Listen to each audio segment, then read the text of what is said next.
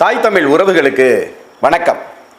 திருச்செந்தூர் முருகன் கோயிலுடைய யானை 2 பேரை நேற்று மதியம் 3:30 மணி அளவில் தாக்கி கொண்டிருக்கு. எதனால கொண்டுச்சு அப்படிங்கிறதுல பல்வேறு காரணங்கள் சொல்லப்படுது. இருந்தாலும் வன விலங்குகள் மற்றும் வனங்கள் பற்றி படிக்கக்கூடியவங்கள்ட்டையும் அதை பற்றி தெரிந்தவர்கள்ட்டையும் நம்ம கேட்குறப்ப அவங்க சொன்ன காரணங்கள் மிகவும் வித்தியாசமானதாக, வேறுபட்டதாக நமக்கு தெரியுது. ஏன், எதற்கு, எங்கே, எப்படி திரட்டப்பட்ட தகவல்கள், தெளிவான விளக்கங்கள் அறிந்து கொள்வோம், தெரிந்து கொள்வோம் இன்றைய சமர்க்களத்தின் காணொளியில்.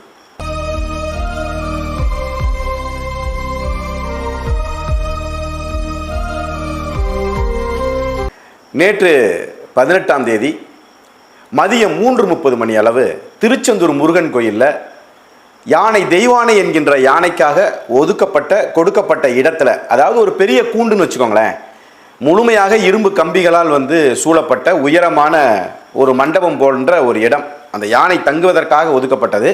அதில் நேர்த்தியாக அந்த யானையை கட்டி போடுற மாதிரி ஒரு மிகப்பெரிய ஒரு இரும்பு துவாலை கொண்ட ஒரு மிகப்பெரிய ஒரு கிளாம்ப் மாதிரி ஒன்று பொருத்தியிருக்கிறாங்க. அதில் யானை சங்கிலியால் கட்டப்பட்டு தான் இருக்குது. சரியாக 3:30 மணின்னு சொல்கிறாங்க. அங்கே யானை பாகன் உதயகுமார் என்பவர் உள்ளே போகிறாரு. அவர் கூட சேர்ந்து அவருடைய சகோதரரா இல்லை உறவினரான்னு தெரியல, ஆனால் மிக நெருக்கமானவர் அவருக்கு, சிசுபாலன் என்றவர். அவர் முன்னாள் இராணுவத்தினர் அப்படின்னு சொல்கிறாங்க. இவங்க 2 பேரும் உள்ளே போகிறாங்க. பொதுவாக உள்ளே போய் அதை அனுமதிக்கிறது யானை எப்பயுமே தன்னுடைய பாகன்களை மட்டும்தான் உள்ளே பார்த்துருக்குது. அப்படி இருக்கும்போது ஒருத்தர் உள்ளே வர்றதை பொதுவாக என்ன சொல்கிறாங்கன்னா, யானைகள் அதை அனுமதிக்காது. இப்போ வெளியில் தெருக்களில் போகும்போதோ வெளியிடங்களில் நிற்கும் போதோ அது பிரச்சனை இல்லை. ஆனால் அது கட்டப்பட்டு அதனுடைய இடத்துல, அதுக்குரிய இடத்துல அது இருக்கும்போது அந்த கூண்டு வடிவத்தில் உள்ள அந்த மண்டபத்துக்குள்ளே யாரையும் உள்ளே விடாது, அதை விரும்பாது அப்படிங்கிறது ஒரு விதம் பேசப்படுது. இந்த சூழலில் தான் பாகனான உதயகுமாரும் சிசுபாலனும் உள்ளே போகிறாங்க. உள்ளே போனப்ப அந்த சிசுபாலன் செல்ஃபி எடுத்ததா சொல்லப்படுது. பார்த்தவங்க சொல்கிறாங்க செல்ஃபி எடுத்தார் அவர் அப்படின்னு. செல்ஃபி எடுத்து முடிச்சுட்டு புறப்படுகிற நேரமா இல்லையான்னு தெரியல, செல்ஃபி எடுத்து முடித்தவனையும் அப்படி லேசாக தட்டி கொடுத்ததா சொல்கிறாங்க. அடித்ததா சொல்லலை, தட்டி கொடுத்ததா சொல்கிறாங்க. அப்படி செஞ்ச உடனேயுமே இந்த யானை தன்னுடைய தலையால் முட்டி தூக்கி அந்த செவத்தோடு வச்சு அமுக்கினதா சொல்கிறாங்க. ஏன்னா அது வெளியே போக முடியாது, சங்கிலியால் கால்கள் கட்டப்பட்டிருக்கு. அந்த மாதிரி இருக்கிறப்ப என்ன செய்யுதுன்னா, தலையை வச்சு முட்டி முதல்ல சிசுபாலனை தாக்குது. அந்த சிசுபாலனை தாக்கின உடனேயுமே பாகன் உதயகுமார் என்ன பண்ணுறாருன்னா, வேகமாக அதை ஓடி ஒரு அனிச்சை செயலாக தடுக்க தானே போவோம். அதோடைய பலம் என்னங்கிறதுலாம் அடுத்த விஷயம். உடனே அதை தடுக்க தானே போவோம். அந்த தடுக்க போன உடனேயும் உதயகுமாரையும் அதே போல பாணியிலே தன் காலாலும் தன் தலையாலும் முட்டி தூக்கி கொள்ளுது. 2 பேரும் சரிஞ்சு கீழே விழுந்துடுறாங்க. விழுந்த அடுத்த கணமே உடனடியாக பக்கத்தில் இருந்த மற்ற பாகன்கள், மொத்தம் 3 பாகன்கள் இருக்கிறாங்க, மற்ற 2 பாகன்கள் சத்தம் கேட்டு ஓடி வர்றாங்க. சத்தம் கேட்டு ஓடி வந்த உடனேயுமே இது போல ஒரு செயல் நடக்கலை அப்படிங்கிற மாதிரி அந்த தெய்வானை என்கின்ற யானை பேசாமல் நின்றுருக்கு, ரொம்ப அமைதியாக நின்றுருக்கு. அப்போ அதுக்கு மதம் பிடிக்கல, ஏன்னா பெண் யானை வேறு, அது மதம் பிடிக்காது. ஆனால் மதம் பிடிக்கல அப்படிங்கிறதுக்கு ஒரே ஒரு சான்று என்ன அப்படின்னா, அடுத்த நொடியே எப்பொழுதும் போல இயல்பாக இருக்கிறது அப்படிங்கிறதையும் தாண்டி தன்னுடைய பாகனை எழுப்பியதாக சொல்லப்படுது. தன்னுடைய பாகனை துதிக்கையை வச்சு எழுப்புதான், அவன் எந்திரிக்கல, அப்படியே கடந்துட்டான் அப்படின்னோடையும் அது அதற்கான உடல் மொழியில் தன் கண்கள்ல இருந்து கண்ணீராக வந்திருக்குது. கிட்டத்தட்ட ஒரு நாளைக்கு மேலாகியும் அது இன்றைக்கு இப்போ வரைக்கும் சாப்பிடலை. அந்த யானை தெய்வானை இன்றைக்கு வரைக்கும் சாப்பிடலை அப்படின்னு சொல்லப்படுது. எதனால அப்படிங்கிறது தான் இங்கே விஷயமே. எப்பொழுதும் போல இயல்பான ஒரு நடவடிக்கை தான். காலையில் கிளப்பி கூட்டிகிட்டு திருச்செந்தூர் முருகன் கோயிலை சுற்றி எங்கே நின்று மக்களுக்கு ஆசீர்வாதம் கொடுக்கணுமோ அதையெல்லாம் கொடுத்துட்டு எப்பயும் போல உணவு இருந்துச்சா இல்லையான்னு மட்டும் தெரியலை. 3:30 மணிக்கு கட்டப்பட்டிருக்கு. அப்போ தான் இது நடந்திருக்குது. இதில் என்ன காரணங்கள் என்னென்ன சொல்கிறாங்கன்னா, இதில் முத்தாய்ப்பான காரணமாக நம்ம நினைக்கிறது என்ன அப்படின்னா, நம்ம எல்லாரும் கேள்விப்பட்டிருப்போம், நல்ல பாம்பு அடிச்சுட்டு சும்மா விட்டுறக்கூடாதுன்னு. ஒன்று நல்ல பாம்பு அடிக்கணும்னு முடிவு பண்ணியாச்சுன்னா கொன்றணும். அப்படி இல்லை அப்படின்னா நல்ல பாம்பு சரியாக நினைவு வச்சிருந்து எவ்வளவு நாட்கள் ஆனாலும் சரி சரியாக அவங்கள நினைவு வச்சிருந்து கொத்திரும் அப்படின்னு நம்ம கேள்விப்பட்டிருக்கிறோம். அதே போல தான் யானைக்கும் நம்ம நம்முடைய முன்னோர்கள், நம்முடைய பாட்டி தாத்தாலாம் சொல்லி கேள்விப்பட்டிருக்கோம். யானை மிகப்பெரிய நினைவாற்றல் உடைய ஒரு வன விலங்கு அப்படின்னு நம்ம கேள்விப்பட்டிருக்கோம். யாராவது ஒருத்தர் அவருக்கு அந்த யானைக்கு தீங்கு பண்ணிட்டு அவங்க அந்த இடத்துல தப்பிச்சு போயிருந்திருக்கலாம். ஆனால் சரியாக அவங்கள வந்து நினைவு வச்சுக்கிட்டே இருக்கும். அப்போ நிறைய பேர் கூட நம்ம கூட சொல்லுவாங்க, யானை மாதிரி அப்படியே ஒதுக்கி வச்சிருக்கிறான் பாரு அந்த கோவத்தை அப்படின்னு சொல்லி சொல்லுவாங்க, நம்ம கேள்விப்பட்டிருப்போம். அதுபோல் இந்த சிசுபாலனுக்கு என்ன சொல்கிறாங்க அப்படின்னா, இந்த உதயகுமாரை பார்ப்பதற்காக, ஏன்னா சிசுபாலன் வந்து திருச்செந்தூரில் அவர் களியக்காவலையில் இருக்கிறார். அடிக்கடி வந்து திருச்செந்தூருக்கு வரும்போதெல்லாம் உதயகுமாரோட சேர்ந்து இந்த இடத்திற்கு வந்து போனதா சொல்லப்படுகிறது. தெய்வானை யானையோடு ஏதோ ஒரு விதத்தில் வந்து போகக்கூடிய அந்த அடையாளம் இருக்குது. ஒருவேளை இதற்கு முன்னால் வந்திருக்கும் போது சிசுபாலன் அந்த யானையை சீண்டியிருக்கலாம். ஏன் அப்படின்னா சிசுபாலனும் ஒரு யானை வளர்ப்பு தொழிலில் இருக்கக்கூடியவர் தான். இந்த குடும்பமே, இந்த உதயகுமார் குடும்பமே பார்த்தீங்கன்னா ஆண்டாண்டு காலமாக ஒரு தலைமுறைக்கு முன்னால் இருந்தே இந்த யானை பாகனாக இந்த தொழில் தான் செஞ்சுட்டு வர்றாங்க. அவருடைய உறவினர் தான் இந்த சிசுபாலன்கிறதுனால இவங்களும் யானைகளை எல்லாம் வளர்த்துருக்கிறாங்க. இன்னொரு குறிப்பு என்ன சொல்றாங்கன்னா, சிசுபாலனுடைய தந்தை கொஞ்ச நாட்களுக்கு முன்பதாக இதற்கு பாகனாக, தெய்வானை யானைக்கு பாகனாக இருந்திருக்கிறார் அப்படின்னு சொல்லியும் சொல்லப்படுது. அப்ப இந்த சிசுபாலன் அங்கே வரும்போது போகும்போதோ ஏதோ ஒரு விதத்தில் தெரிந்தோ தெரியாமலோ, ஆனால் அந்த தெய்வானை என்கின்ற அந்த யானைக்கு பிடிக்காத கோபம் வரக்கூடிய விதத்தில் ஏதாவது ஒன்றை செய்திருக்கலாம். அது இவர் மற்ற நேரங்கள்ல எல்லாம் கோயிலில் இருக்கும் போதோ வெளியிடங்களில் இருக்கும் போதோ சந்திச்சிருக்கலாம். அது செய்வதற்கான நேரம் இது சரியில்லைன்னு தெய்வானை விட்டுருந்துருக்கலாம். இப்போ வந்து அந்த கூண்டுக்குள்ளே இருக்கிறதுனால சிக்குனாண்டா சிவனாண்டிங்கிற மாதிரி செஞ்சிருக்கலாம் தெய்வானை. அப்போ ஏன் பாகனை எதற்காக கொள்ளலாம் அப்படின்னா, நம்ம பார்த்துருக்கோம் 2 பேருக்கு பெரிய சண்டை நடந்துக்கிட்டு இருக்கோம். ஆனால் அடிச்சுக்கிட்டு இருக்கிற 2 பேருக்கு இடையில சமரசம் பண்ண போய் விளக்க போவான் பாருங்க, அவனுக்கு அடி நிறைய விழுவும். ஏன் அப்படின்னா இவன் அடிக்கிற அடியும் அவன் அடிக்கிற அடியும் சேர்ந்து இந்த சமரசம் பண்ண போறான் பாருங்க, சண்டைக்கு இடையில போய் பஞ்சாயத்து பண்றதுக்காக ஊடால போறான் பாருங்க, நிறுத்துறதுக்கு அவனுக்கு தான் அடி நிறைய விழுவும். அது மாதிரி அந்த நேரத்தில் அந்த யானைக்கு வந்து இருக்கக்கூடிய கோபத்தில் யாரு பக்கத்தில் நிற்கிறான்னு தெரியல. தடுக்க வந்த பாகன், தன்னுடைய பாகன் என்பது கூட தெரியாமல் அந்த பாகனை அதையும் சேர்ந்து உதயகுமாரையும் சேர்த்து தெய்வானை தாக்கியிருக்கு. தாக்குன நம்ம சொல்லுவோம்ல ஷார்ட் டெம்பர் அப்படிங்கோம்ல, என்ன செய்யறோம் தெரியாது. அது ஒரு நொடி தான். அந்த நொடியில தன்னுடைய பாகனை அடிச்சுட்டோம் தான் ஒரு நாள் கழிந்தும் கூட இப்ப வரைக்கும் அந்த தெய்வானை சாப்பிடல. கண்களிலிருந்து கண்ணீர் வந்து கொண்டே இருக்கிறது. அப்படிங்கிறது வந்து எவ்வளோ பெரிய விலங்காக இருந்தாலுமே அதுக்கு வந்து எவ்வளோ பெரிய ஒரு நேயம் இருக்குது பாருங்க, ஒரு கருணை இருக்குது பாருங்க, ஒரு நன்றி கடன் இருக்குது பாருங்க. நம்ம நிறைய காணொலிகள் நம்ம பார்த்துருப்போம். சிங்கம் புலிகளுக்கு கூட அந்த உணர்வு உண்டு. நிறைய காணொலிகள் நமக்கு நிறைய வந்திருக்குது. எப்படின்னா, ரொம்ப நாளைக்கு முன்னால் அந்த புலி சிங்கத்தை வளர்த்துருந்துருப்பான் ஒரு வனத்துக்குள்ள, இல்லைனாக்கா ஒரு மிருக காட்சி சாலைக்குள்ள அந்த சிங்கம் புலிகளை வளர்த்துருப்பான், அதுக்கு உணவு கொடுத்துருப்பான், அதை பராமரிச்சிருப்பான். ஆனால் அதற்கு பிறகு வந்து பணி மாற்றங்களாக வேற ஒரு இடங்களுக்கெல்லாம் கூட போயிருந்திருக்கலாம் அவர் அந்த வளர்த்தவர்.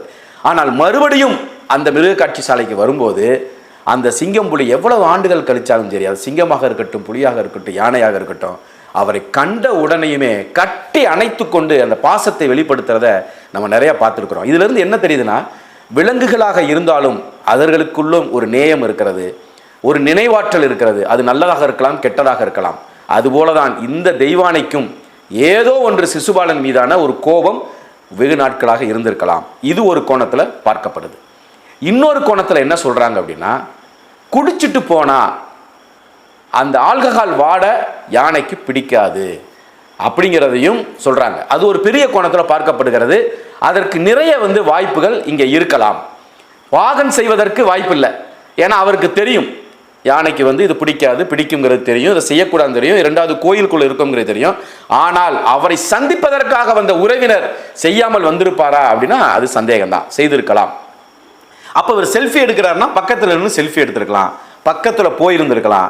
ஏற்கனவே அந்த யானை உணவு சாப்பிடாம இருந்திருக்கலாம், கட்டப்பட்ட சூழல்ல உடல் ரீதியான உபாதைகளோடு இருந்திருக்கலாம், உடல்நல குறைவாக இருந்திருக்கலாம். இப்படிப்பட்ட ஒரு கோபம் கொண்ட ஒரு நேரத்தில் இந்த மதுவாடையும் அடிச்சிருந்திருக்குது அப்படின்னா இது தாக்குவதற்கான வாய்ப்புகள் இருப்பதாகவும் சொல்லப்படுது.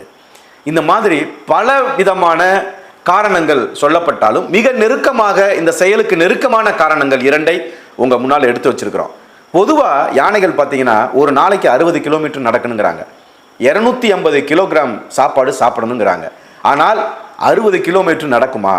நம்ம நினைக்கிறோம் யானையை கூட்டிகிட்டு இப்படியே தெருவா வந்து கோயில் யானையை கூட்டிகிட்டு போய் பிச்சை எடுக்க வைக்கிறாங்கன்னு. பிச்சை எடுக்க வைப்பதாகவே இருந்தாலும் அதை நடக்க வைக்க வேண்டும் அப்படிங்கிறதுக்காக தான் இந்த தெருவா அதை சுற்றி கூட்டிகிட்டு போகிறது. அதான் ஒரு யானை 60 கிலோமீட்டர் சுற்றணும்னா பார்த்துக்கோங்க. இதுக்காக தான் அந்த திருச்செந்தூர் அந்த கோயிலை வந்து அவங்க வலம் வர்றது காலையில். இது போக 250 கிலோகிராம் வந்து சாப்பாடு ஒரு யானைக்கு சராசரியாக தேவைப்படுது. அப்படின்னாலும் அது அதற்கான உணவு உண்ணுதா அப்படின்னா இல்லை. அதுக்கும் கடைசியில் நம்ம சோத்தை கொடுத்து பழக்கி அதுக்கும் டயபெட்டிக் வந்துருச்சுங்கிறான். இன்னைக்கு சொல்கிறாங்க அந்த அந்த வனவிலங்குகள் பற்றி ஆராய்ச்சி செய்யக்கூடிய மாணவர்கள், வனவிலங்கை பற்றி அதிகம் உணர்ந்தவர்கள்லாம் அதை இன்னைக்கு சொல்கிறாங்க. அந்த மாதிரி அதனுடைய பழக்க வழக்க. அப்போ நமக்கு ஒரு கேள்வி என்ன வருதுன்னா, ஏன் புலி சிங்கம்லாம் ஏன் கூட்டிகிட்டு வந்து வளர்க்க மாட்டேங்கிறாங்க? நம்ம நிறைய இடத்துல பார்த்துருக்குறோம், காளியெல்லாம் வந்து புலி மேலே உட்காந்துருப்பாங்க, அப்படி பெரிய பெரிய மிருகங்கள் மேலாம் உட்காந்துருக்கிற மாதிரி கடவுள்களெல்லாம் நம்ம பார்க்குறோம். அப்போ ஏன் புலி சிங்கம்லாம் கூட்டிகிட்டு வந்து அதே மாதிரி நிப்பாட்டி வச்சு வாழைப்பழத்தை கொடுத்து அதே மாதிரி ஆசீர்வாதம் வாங்க வேண்டியதானே அப்படின்னா, அதுக்கு என்ன சொல்கிறாங்கன்னா, இந்த யானை கூட்டங்கள் வந்து நம்ம இப்போ வந்து நம்ம எல்லாருக்குமே தெரியும், யானையை போய் காட்டில் போய் பிடிச்சிட்டு வந்தெல்லாம் கோயிலில் வைக்க முடியாது, அப்படி பிடிச்சிட்டு வந்தெல்லாம் விற்க முடியாது, யாரும் விலைக்கு வாங்கி விற்க முடியாது. அப்போ எப்படிப்பட்ட யானைகள் இங்கே வருது அப்படின்னு நம்ம கேட்குறப்ப அவங்க என்ன சொல்கிறாங்கன்னா, தவறி வெளியே வந்துடுற குட்டி யானைகள். அது கொஞ்ச நாள் மனிதரோட பழகிட்டு திரும்ப அந்த தாய்கிட்டே யாருக்கிட்டே கொண்டு போய் அந்த தேடுவதற்கான காலம் இருக்குதுல்ல, திரும்ப கொண்டு இதை எப்படி சேர்க்கலாம்னு. இந்த மனித வாடை பட்டுச்சுன்னா தன் குட்டியாகவே இருந்தாலும் யானை அந்த வனத்துக்குள்ளே சேர்த்துக்காதுங்கிறாங்க. இது போக வன அதிகாரிகள் நோட்டமிடும்போது, பார்வையிடும்போது, அவங்க கண்காணிப்பில் இருக்கக்கூடிய யானைகள் அந்த காட்டுக்குள்ள தன்னுடைய உடல் ரீதியாக தனக்கான உணவை தானே தேடி சாப்பிட முடியாத நிலை, இந்த மற்ற யானைகளோடு சேர்ந்து வெகு தூரம் நடக்க முடியாத உடல் ரீதியான நோய்வாப்பட்டிருக்கக்கூடிய அந்த விதமான யானைகள் எல்லாம் தான் கொண்டுட்டு வரப்பட்டு இது போல கோயில்களில் கொண்டு வந்து வைக்கிறாங்க. அதுலேயுமே சட்டம் இன்று மிகவும் இப்போ எல்லாம் ரொம்ப கடுமையாக்கப்பட்டதாகவும் சொல்கிறாங்க. இந்த யானைகளுக்கு குறிப்பாக நீங்கள் அவங்க என்ன சொல்கிறாங்க அப்படின்னா, அந்த யானை பராமரிப்புக்குன்னே ஒரு சங்கம் இருக்குது. அவர் சுப்பிரமணியன்கிறவர் என்ன சொல்கிறாருன்னா, இது வந்து ஒரு 2 ஏக்கர் ஒரு பெரிய தொட்டியில் தண்ணி தேக்கி வச்சு குளிப்பாட்டணும் அப்படிங்கிறார். அதை பராமரிப்புக்குங்கிற செலவு மிகப்பெரியதாக இருக்கும் போல். அப்போனா தான் அது அந்த மன அழுத்தம்லாம் வராமல் இருக்கும்.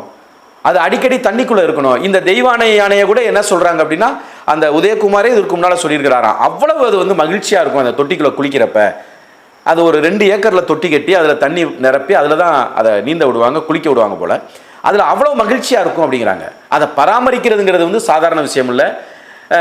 இந்த மாதிரி போக்குகள் எல்லாம் நம்ம சரி செஞ்சால் மட்டும்தான் செய்ய முடியும். குறிப்பாக பார்த்தீங்கன்னா கேரளாவில் இப்போ தான் அது குறைஞ்சிருக்கலாம். முந்தையெல்லாம் பார்த்தீங்கன்னா வீட்டுக்கு நம்ம காளமாடு வளர்க்குற மாதிரி கேரளாவில் வந்து யானையை வளர்த்ததா நம்ம கேள்விப்பட்டிருக்கிறோம். அப்படி நம்மளாக வளரக்கூடிய நாய், பூனை, இந்த மாதிரியான ஒரு டொமஸ்டிக் அனிமல்னு சொல்லுவோம், வீட்டு விலங்குகள்னு, இது மாதிரியெல்லாம் இல்லாமல் என்றைக்கு நாளும் வனவிலங்குகளை கொண்டு வந்து வளர்ப்பது அது ஆபத்துக்குரியது தான், பேராபத்துக்குரியது தான். அதனுடைய குணாதிசயங்கள் அனைத்தையும் புரிந்து கொண்டால் மட்டும்தான் நம்ம அதுக்கிட்ட தெளிவாக இருக்க முடியும். ஒரு சாதாரண நடையில் ஒரு நாயை வளர்க்குற மாதிரி, ஒரு ஆடு மாடை வளர்க்குற மாதிரி, கோழியை வளர்க்குற மாதிரி யானைகளை, வனவிலங்குகளை கண்டிப்பாக வளர்க்க முடியாது. அப்போ இதிலிருந்து என்ன தெரியுதுன்னா, அதனுடைய இடத்தில், இருப்பிடத்தில் இருந்து வாழ்ந்தால்தான், அதற்கான சூழலோடு வாழ்ந்தால்தான் அது சரியாக இருக்கும். இல்லைன்னா அது எப்பொழுது கோவப்படும், எப்பொழுது அதற்கு மதம் பிடிக்கும், இதுவெல்லாம் நாம் யாருக்குமே தெரியாது. காரணங்கள் வெவ்வேறாக இருந்தாலும் நடந்த இந்த துயரமான ஒரு சம்பவம் இனிமேல் நடக்காமல் இருப்பதற்கு நாம் எந்த வகையிலே இதற்கான பாதுகாப்பு ஏற்பாடுகளை, அந்த வன விலங்குகளை பற்றிய ஆய்வுகளை, அதனுடைய குணாதிசயங்களை எந்த அளவிற்கு தெரிந்து கொள்கிறோமோ அந்த அளவிற்கு நாம் வந்து இது பண்ண. இப்போ இந்த ஒரு சின்ன விஷயத்திலேயே நமக்கு எப்படி இருக்குன்னா, ராஜராஜ சோழன் எல்லாம் 1000 யானைகளை வைத்து போருக்கு அனுப்பி வைத்தான்னு சொல்கிறாங்க. அப்போ அவங்கெல்லாம் எந்த அளவிற்கு அதை வந்து பயிற்சி கொடுத்துருப்பாங்க, எந்த அளவிற்கு அதை பற்றின ஆய்வு செஞ்சுருப்பாங்க அப்படிங்கிறதெல்லாம் உண்மையாகவே வந்து ஒரு பிரம்மாண்டமான ஒரு விஷயமாக தான் இருக்குது. அப்பயும் கூட பார்த்தீங்கன்னா புலி சிங்கத்தை வைத்து எங்கேயாவது புலிப்படை, சிங்கப்படைன்னு கேள்விப்பட்டிருக்கோமா? இல்லை. ஆனால் யானைப்படை கேள்விப்பட்டிருக்கோம். அதனால வனத்தில் இருந்து வந்து மனிதனோடு கொஞ்சம் உறவாடி மனிதர்களுக்குள்ள இருந்த விலங்கு அப்படின்னா அது யானை தான். என்னதான் தைரியமான ஆளாக இருந்தாலும், எப்படி வந்து பாம்பை கண்டால் படையும் நடுங்கும் அப்படின்னு சொல்கிறோமோ, அது மாதிரி எவ்வளவு பெரிய வீரனாக இருந்தாலும் ஒரு யானை நடந்து வருது அப்படின்னா நமக்கு உண்மையாகவே என்னதான் அது வந்து ஆசீர்வாதம் பண்ணாலும், என்னதான் நமக்கு அதுக்கு பலம் கொடுத்து நம்ம தலையில் அது கையை வச்சாலும், நம்ம வந்து பயம் இல்லாமல் போய் நின்னோம் அப்படின்னா கண்டிப்பாக கிடையாது. நிச்சயமாக ஒரு அச்சத்தோடு, ஒரு பயத்தோடு தான் அதுக்கிட்ட போய் நம்ம தலையை நீட்டுமே தவிர, யார் ஒருத்தரும் வந்து விருப்பப்பட்டு இப்போ நாய்க்குட்டியை தூக்கிட்டு கொஞ்சுற மாதிரி, பூனைக்குட்டியை தூக்கிட்டு கொஞ்சுற மாதிரி அப்படி வந்து முழுமையான ஒரு மகிழ்ச்சியோட, முழுமையான ஒரு தைரியத்தோடு யாரும் நிற்க போகிறதில்லை. அதனால் நாம் நம்முடைய பழக்க வழக்கங்களிலும், நாம் இப்படிப்பட்ட விலங்குகளை நெருங்கி போகும்போதும் மிகுந்த பாதுகாப்போடு இருக்க வேண்டும் என்பதுதான் இந்த காணொளி மூலமாக நாம் சொல்லிக்கொள்ளக்கூடிய ஒரு பாடமாக இருக்கட்டும். நன்றி, வணக்கம். இது சமர்க்களம், சமரசமற்ற தமிழ் தேசிய ஊடகம்.